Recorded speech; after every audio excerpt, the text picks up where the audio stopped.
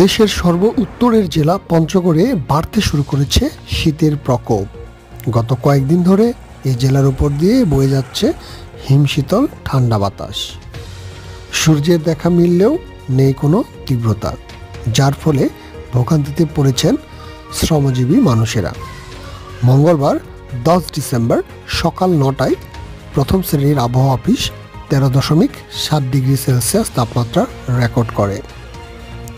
জানা যায়, গতকালকের তুলনায় তাপমাত্রা কিছুটা বাড়লেও আজ ঘন কুয়াশা এবং হিমশীতল ঠান্ডা বাতাসের কারণে শীতের প্রকোপ বেশি। ঘন কুয়াশায় আচ্ছন্ন হয়ে আছে চারপাশ।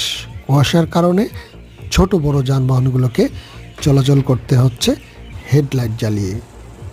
এখনও দেখা মেলেনি সূর্যের।